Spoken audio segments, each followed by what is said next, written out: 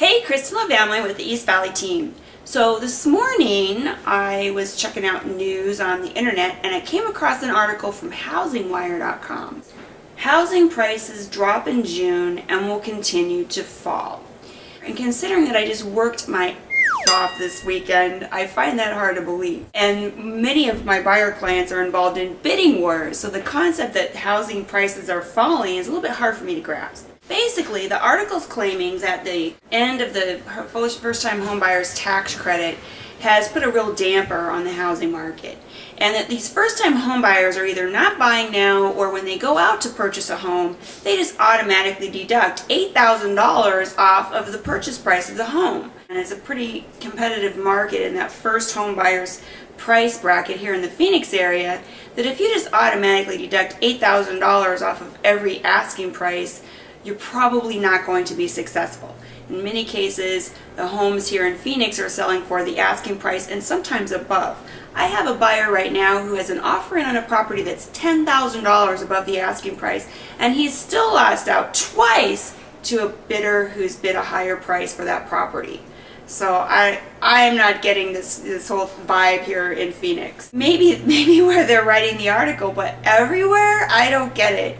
So let's take a look at what's going on in the Phoenix market right now by checking out the Cromford report. The Cromford report is this great collection of data from our actual sales records, from our online sales records, and they put it together and they give us all kinds of statistics. It's really, really useful. So what are the price statistics in Phoenix right now? When you look at price per square foot, it's down a little bit. We're down from $90 a foot down to about $88 a foot for pending listings. And for actual sales, the difference is insignificant. $89.25 a square foot last year compared to $88.89 this year. I think that's pretty much the same number. And if you look at the actual sales price, not per square foot, but the actual sales price, it's the exact same. The median price this year and last year, $125,000. No change whatsoever. These crazy stories are everywhere. To try and put a blanket summary on an entire housing market that goes from one end of the country to the other is crazy. Bottom line is this: if you're looking to buy a house, forget the news. Turn it off. Just turn it off and don't listen to those guys. Forget trends, forget rumors, forget all of that junk. If you're looking to buy a house, have your real estate agent look at the market trends in the area that you're looking for. In other words, what the recent sales are telling you.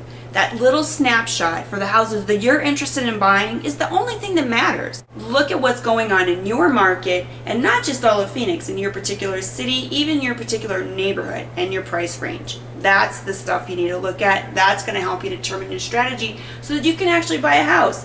Don't be one of these home buyers that comes in here and tries to offer 20% below the asking price, and then they're scratching their head why they never get their offers accepted. It's really frustrating to work off data that just has nothing to do with our current market. It doesn't matter what the asking price is. It doesn't matter what your friends tell you should do.